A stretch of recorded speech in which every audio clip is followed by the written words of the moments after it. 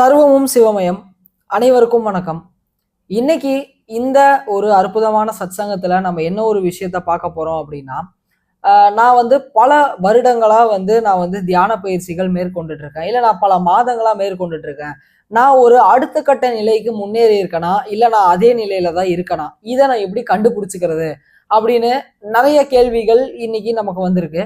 So நம்ம ஸ்டூடெண்ட்ஸுக்கும் இது பதில் சொன்னா மட்டும் போதாது. நம்ம ஒரு பப்ளிக்கா எல்லாத்துக்குமே இந்த விஷயங்களை சொன்னோம் அப்படின்னா, இங்க இல்லாம எங்க நீங்க பயிற்சிகள்ல இருந்தீங்கன்னாலும் உங்களுக்கும் அந்த விஷயம் யூஸ்ஃபுல்லா இருக்கும்னு இன்னைக்கு இந்த விஷயத்த நான் ஓப்பனா சொல்லலாம் அப்படின்னு நினைக்கிறேன். நான் ஒரு குறிப்பிட்ட ஒரு சில அறிகுறிகள் மொத்தம் நிறைய விஷயங்கள் இருக்கு. அதுல ரொம்ப ரொம்ப முக்கியமா ஜென்ரலா எல்லாத்துக்குமே வரக்கூடிய சில சிம்டம்ஸ் என்னென்ன அப்படிங்கறது சொல்றேன். இதை வச்சு நீங்க ஒரு ஆன்மீகம்னு சொல்ல முடியாது, உங்களுடைய பயிற்சி நிலைகள்ல அடுத்த கட்டத்துக்கு நீங்க நகர்ந்துட்டு இருக்கீங்களா, இல்ல அதே இடத்துலதான் நீங்க இன்னைக்கு வரைக்கும் இருக்கீங்களா, இந்த ஒரு விஷயத்த நீங்க ரொம்ப தெளிவா புரிஞ்சு இந்த இடத்துல நீங்க பாத்துக்கலாம். இதை வச்சு உங்களுடைய பயிற்சிக்கான அந்த அளவுகோலை நீங்க மெஷர் பண்ணிக்கலாம், நான் சரியா பண்றேனா இல்லையான்னு.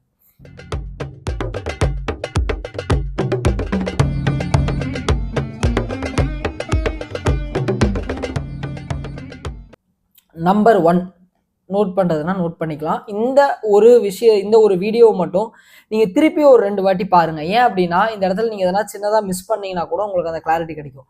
முதல் விஷயம், நீங்க உங்களுடைய பயிற்சிகளை பண்ண ஆரம்பிச்சு இந்த ஒரு தவம் தியானத்துக்குள்ள யோக கலைக்குள்ள போக ஆரம்பிச்சீங்கன்னா, ஆரம்பத்துல ஒரு 21 நிமிஷமா ஆரம்பிக்கிற பயிற்சி ஒரு 1.5 மாதங்களுக்குள்ள அதுல இருந்து இன்டூ 2 நீங்க எவ்வளவு நேரம் பண்றீங்களோ, 5 நிமிஷம் பண்ணீங்கன்னா அது அடுத்து 10-15 நிமிஷமா மாறி இருக்கும். 15 நிமிஷம் பண்றீங்கன்னா 30 நிமிஷமா மாறி இருக்கும். நீங்க இல்ல ஒரு கிட்டத்தட்ட ஒரு 1/2 மணி நேரம் 3/4 மணி நேரம் பண்றீங்கன்னா அது ஒரு 1 மணி நேரம் 1.25 மணி நேரமா மாறி இருக்கான்னு பாருங்க. இந்த மாதிரி அந்த பயிற்சிக்கான கால அளவு அதிகமாயிருந்துச்சு அப்படின்னா நீங்க சரியான பாதையில பயணிக்கிறீங்க அப்படின்னு நீங்க தெரிஞ்சுக்கலாம். இது நம்பர் 1. ஏன் இது எதனால ஆகுது அப்படிங்கறதுக்கான விளக்கமும் நான் கொடுக்குறேன்.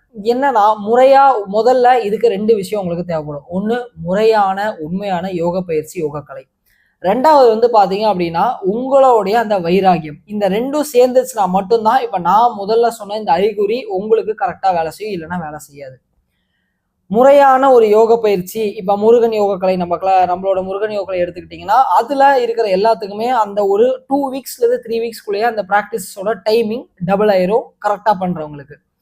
2வது, உங்களுடைய உடல் எப்படி இருக்கு, உங்களுடைய மனம் எப்படி இருக்கு, வைராகியம் எப்படி இருக்கு. உடல் மனம் இதுல 2லயும் இருக்கிற கழிவுகளை நீக்காம நீங்க எவ்வளவுதான் நீங்க தலைகளா நின்று தண்ணி குடிச்சாலும்னு சொல்ற மாதிரி நீங்க பயிற்சிகள் பண்ணீங்கன்னா அது வேலை செய்யாது. அதனாலதான் நம்ம என்ன பண்ணுவோம் அப்படின்னா, சொல்ற மாதிரியே டீடாக்சிபிகேஷன் மெத்தட்ஸ், மனம், புத்தி, சித்தம், அகங்காரம் இந்த எல்லாத்தையும் கிளீன் பண்ணிட்டு தான் நம்ம ப்ராக்டிசஸ் கொடுப்போம். ஸோ அதுக்காக நீங்க எங்க பயிற்சி எடுக்கிறீங்களோ முறையான பயிற்சிகளை நீங்க அங்க கேட்டு வாங்கிக்கோங்க. முருகன் யோகலை அவங்களுக்கு ஆல்ரெடி இந்த பயிற்சிகள் இருக்கு. இதுல உங்களுடைய வைராகியம் எந்த அளவுக்கு, எனக்கு இந்த இடத்துல நான் இன்னைக்கு கண்டிப்பா இந்த நேரத்துல என்னோட பயிற்சியை நான் செஞ்சே தீருவேன் அப்படிங்கிற அந்த ஒரு வைராகியம் உங்களுக்கு இருக்கு பாத்தீங்களா. தினமும் இந்த டைமுக்கு செய்யறேன், கட்டாயமா இந்த நேரத்துக்கு நான் செஞ்சிருவேன். என்ன வேலையா வேணாலும் இருக்கட்டும், எந்த விதமான பிரச்சனையா வேணாலும் இருக்கட்டும், என்னவா இருந்தாலும் நான் உட்கார்ந்து அமர்ந்து செய்வேன் அப்படின்னு நீங்க செய்ய ஆரம்பிச்சீங்க அப்படின்னா அது கண்டிப்பா வேலையை நடக்கும். இந்த இடத்துல ஒரு சின்ன விஷயத்த உங்க கூட பகிர்ந்துக்கலாம் அப்படின்னு இருக்கேன். ஒரு ஏறத்தாழ ஒரு 7 வருடங்கள் இருக்கும்னு நினைக்கிறேன். ஒரு 6லேருந்து 7 வருடங்கள் கிட்டத்தட்ட அந்த ஒரு டைம் பீரியடுக்கு முன்னாடி நான் என்னோட பயிற்சிகள்ல அதிதீவிரமா செயல்பட்டு இருக்கும்போது என்னாச்சு அப்படின்னா, உடல் அதிக அளவிலான உஷ்ணத்தை ஏற்படுத்த ஆரம்பிச்சது. அதிக அளவிலான உஷ்ணத்தை ஒரு பக்கம் ஏற்படுத்தும் போது என்ன ஆயிடுச்சு அப்படின்னா, உடல் உள்ளுக்குள்ள இருக்கிற சூடு எல்லாத்தையுமே வெளியே தள்ள ஆரம்பிச்சும் போது எனக்கு உடல்நிலை பாத்தீங்கன்னா 103 டிகிரி வரைக்கும் என்னோட காய்ச்சல் போற மாதிரி இருந்துச்சுங்க. அந்த 103 டிகிரிலையுமே நான் வீட்டில் இல்லை. அந்த டைம்ல நான் டிராவலிங்ல இருந்தேன். நான் சில டெம்பிள்ஸுக்கு நான் சில ப்ராக்டிசஸ்க்காக சில டெம்பிள் விசிட் போயிருந்தேன். ஒன்று ப்ராக்டிசஸ்க்காக, ஒன்று ஃபேமிலியோட டெம்பிள் போயிருந்தேன். நான் இருக்க இடத்துல ஒரு 400 கிலோமீட்டர்ஸ் தாண்டி இருக்கிற மாதிரி இடம். ஒரு 4-5 டெம்பிள் போக வேண்டியதாக இருந்துச்சு. அப்போ அந்த மாதிரி இடங்களுக்கு போகும்போது என்னோட உடம்பு பாத்தீங்கன்னா அனல் அடிச்சா எப்படி இருக்குமோ அந்த அளவுக்கான ஹீட்டையும் ஃபீவரையும் அது ப்ரொடியூஸ் பண்ணிட்டு இருந்துச்சு. ஆனா அந்த நேரத்துலயும் நான் ஐயோ எனக்கு உடம்பு சரியில்லை அப்படின்னு சொல்லி தோண்ட போய் உட்காராம என்னோட பயிற்சிகளை இன்னும் அதி தீவிரப்படுத்துறேன். நீ இந்த அளவுக்கு உடம்புல உஷ்ணத்தை ஏற்படுத்துறியா, நான் இன்னும் எவ்வளவு ஏற்படுத்துறேன் பாரு அப்படின்னு நான் என்னோட உடலோட விளையாட ஆரம்பிச்சேன் அந்த இடத்துல.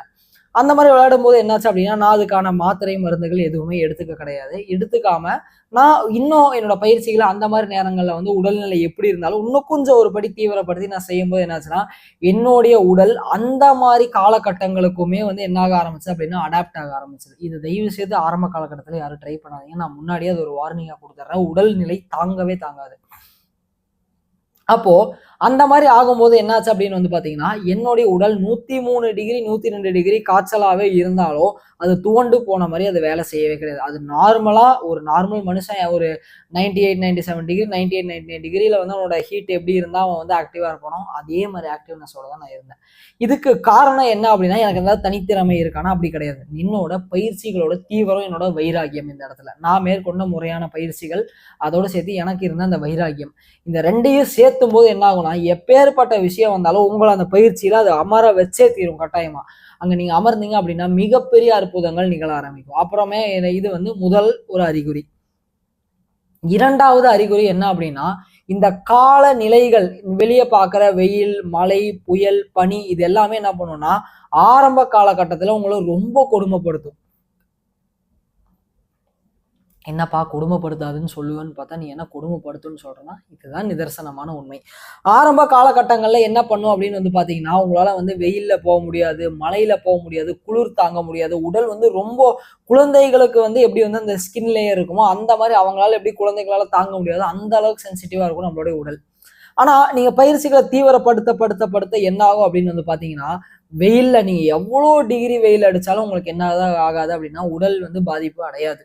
எவ்வளவு கடுமையான குளிரா இருந்தாலும் அதுவுமே பாதிப்படையாது. அதே மாதிரி வந்து பாத்தீங்க அப்படின்னா எவ்வளவு பெரிய மலையில நீங்க போனாலும் உங்க உடலுக்கு அடுத்த நாள் ஒரு சின்ன காய்ச்சல் கூட வராம உங்களால தப்பிக்க முடியும்.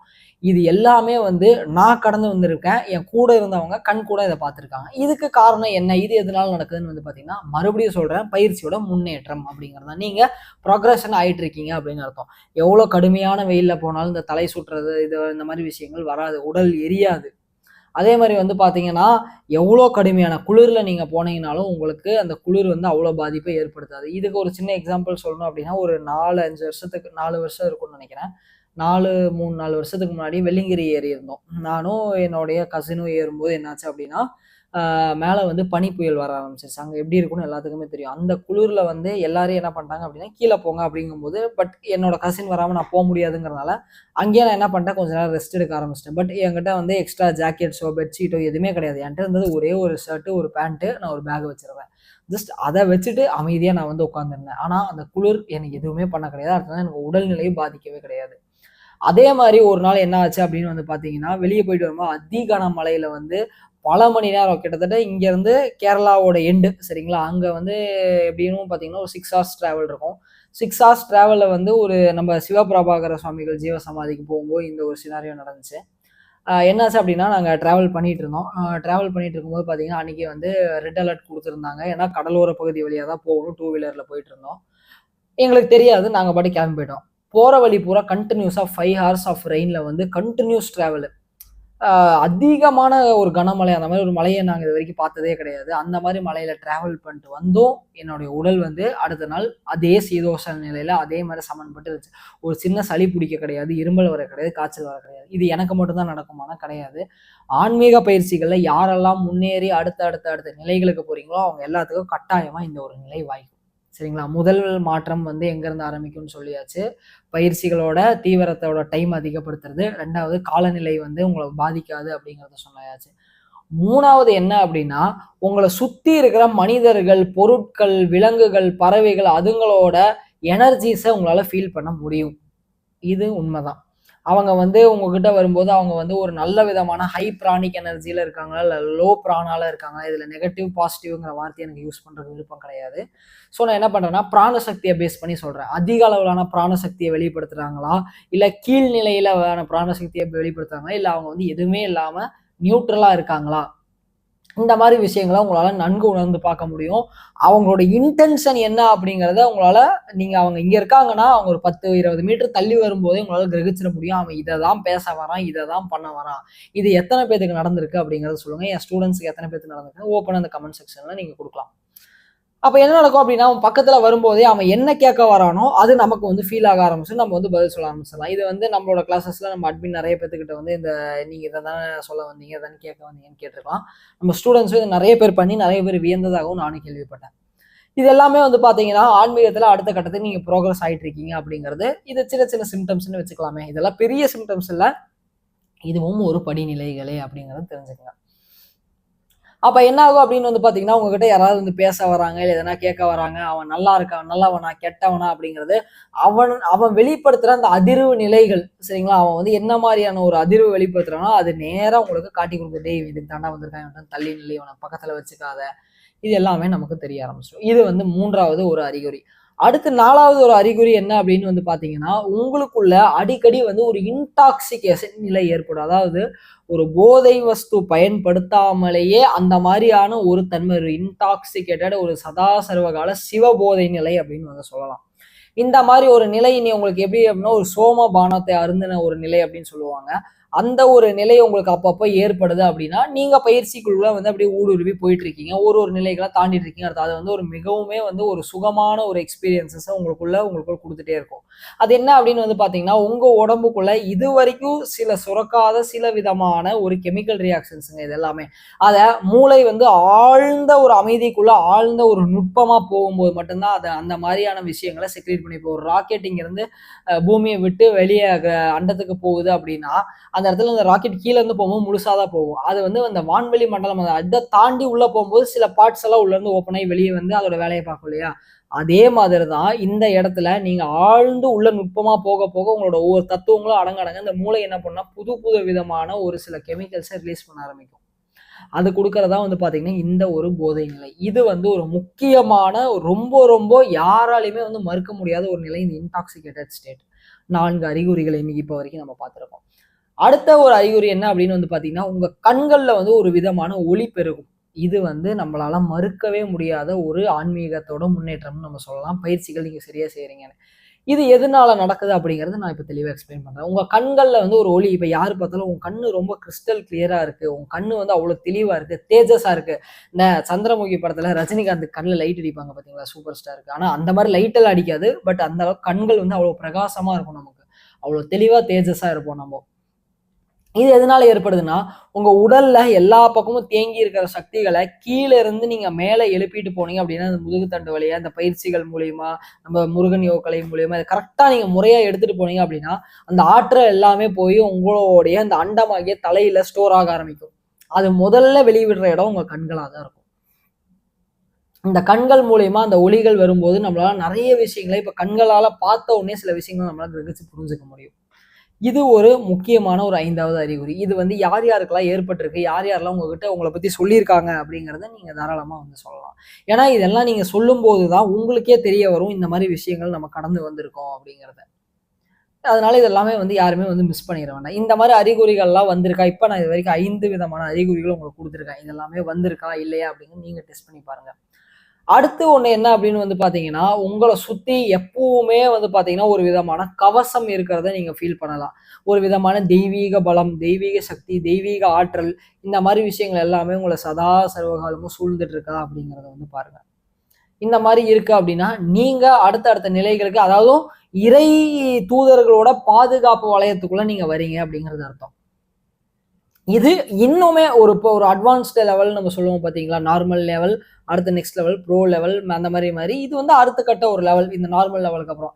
இந்த மாரி நீங்க உள்ள போகும்போது என்ன ஆகும் அப்படின்னு வந்து பாத்தீங்கன்னா, ஒரு விதமான டிவைன் புரொடெக்ஷனுக்குள்ள நீங்க வந்து போக ஆரம்பிப்பீங்க. அந்த டிவைன் புரொடெக்ஷன் உங்கள என்ன பண்ணும்னா, எப்பேற்பட்ட ஆபத்தா இருந்தாலும் வரும் முன் உங்கள காப்பாத்தி விட்டுரும். இல்ல அவங்க விதி பயன்ல அந்த ஆபத்து வந்தே ஆகணும்னு இருந்தா, ஆபத்துக்குள்ள கூட்டிட்டு போயிட்டு பத்திரமா வெளியே கூட்டிட்டு வந்துரும். இந்த விஷயங்கள் கட்டாயமா எல்லாத்துக்குமே நடக்கும். இது ஒரு முக்கியமான ரொம்ப ரொம்ப ரொம்ப முக்கியமான ஒரு ஆன்மீகத்தோட அடுத்த நிலைக்கு, ஆன்மீகம்னு சொல்றத விட உங்களோட பயிற்சிகள் அடுத்த நிலைக்கு போறீங்க அப்படின்னா, இந்த மாரி விஷயங்கள் எல்லாமே உங்களுக்கு வந்து இருக்கு அப்படிங்கிறத தெரிஞ்சுக்கங்க. கட்டாயமா இந்த நிலைகள் எல்லாமே நீங்க இதுல ஏதோ ஒண்ண நீங்க தாண்டி இருந்தீங்க அப்படின்னாலுமே வந்து நீங்க கரெக்டா பயணிச்சுட்டு இருக்கீங்கன்னு அர்த்தம். அப்படி இதுல எதுவுமே எனக்கு வரல அப்படின்னா, இன்னும் சில விஷயங்கள் இருக்கு. அத வந்து நம்ம அடுத்து தொடர்ந்து வர சத்சங்கங்கள்ல பார்க்கலாம். இது தேவைப்படுதுன்னா வந்து சொல்லுங்க. இப்ப கடைசியா ஒரு போனஸான ஒரு பாயிண்ட் உங்களுக்கு சொல்றேன். சரிங்களா? இப்ப இத்தனை நேரம் வந்து நீங்க எடுக்கிற பயிற்சிகளுக்கு வந்து உங்களுக்கு முன்னேற்றம் எப்படி இருக்கு அப்படிங்கறத பார்த்தோம். இதுவே வந்து உங்களுக்கு சொல்லி கொடுத்த ஒரு குருமார் இருக்காரு, ஒருத்தர் இருக்காரு உங்களுக்கு சொல்லி கொடுத்துருக்காருன்னா, அவரு எவ்வளோ பெரிய ஆள் அப்படிங்கிறது நீங்க தெரிஞ்சுக்கலாம் அப்படின்னா, இதுல நான் ஒரே ஒரு விஷயத்த மட்டும் சொல்லிட்டு நிறைவு பண்றேன். நீங்க அவங்க சொல்லிக் கொடுத்த பயிற்சிகள செய்றீங்க அப்படின்னா, உங்கள சுத்தி ஒரு விதமான கற்பூரம், அந்த கற்பூர வாசமோ, இல்ல ஒரு ஜவ்வாது வாசமோ, வில்வ வாசமோ, இல்ல ஒரு விதமான நறுமணம் கமழும் வாசமோ உங்கள சுத்தி நீங்க இருக்கிற அறையில அவங்க கொடுத்த பயிற்சிகள பண்ணும்போது, இல்ல அவங்கள நினைக்கும்போது உங்களுக்கு ஏற்படுதா அப்படிங்கிறத பாருங்க. நீங்களா இல்யூட் பண்ணிக்காதீங்க. அது நேச்சுரலா உங்களுடைய மூக்குக்குள்ள அந்த நறுமணம் இருக்கும். நீங்க பயிற்சி முடிச்சு எந்திரிச்சதுக்கு அப்புறமும் சில மணித்துளிகள் அந்த ஒரு நறுமணம் உங்க வீட்டையும், நீங்க இருந்த இடத்தையும் கமழுதா அப்படிங்கிறது பாருங்க. அப்படி இன்கேஸ் அந்த மாரி நடக்குது அப்படின்னா, உங்களுக்கு சொல்லிக் குடுத்தவரு பக்காவான ஆளு அப்படிங்கிறது நீங்க தெரிஞ்சுக்கங்க. இது எதுவுமே நடக்கல அப்படின்னா, ஒண்ணும் நீங்க முன்னேறல அப்படிங்கிறது அர்த்தம். இல்ல ஒரு சிலருக்கு வந்து இந்த விஷயங்கள கிரகிக்க முடியாம இருக்கும். அப்ப நீங்க இன்னும் பயிற்சிகள ஆழப்படுத்துங்க. இந்த 5, 6 அறிகுறிகள் மட்டும் போதுமா? இல்ல இன்னும் நெறைய விஷயங்கள வந்து நீங்க தெரிஞ்சுக்கணுமா? அப்படிங்கிறத தாராளமா சொல்லுங்க. அதே மாதிரி இதுல ஹைப் அப்படின்னு ஒரு ஆப்ஷன் வந்து கொண்டு வந்திருக்காங்க. அத நீங்க ஹைப் பண்ணீங்க அப்படின்னா, இன்னும் நெறைய பேத்துக்கு வந்து இந்த விஷயங்கள் போய் சேரும் அப்படிங்கிறத நான் கேள்விப்பட்டேன். தேவைப்படுறவங்களுக்கு ஷேர் பண்ணுங்க இனிமேல் வர வீடியோஸ் எல்லாமே. ஏன்னா ரொம்ப ரொம்ப முக்கியமான சத்சங்கங்கள் இதுக்கப்புறம் நான் குடுக்க போறது எல்லாமே. இது எல்லாமே எல்லாருமே பயன்படுத்தும். நன்றி. சர்வமும் சிவமயம்.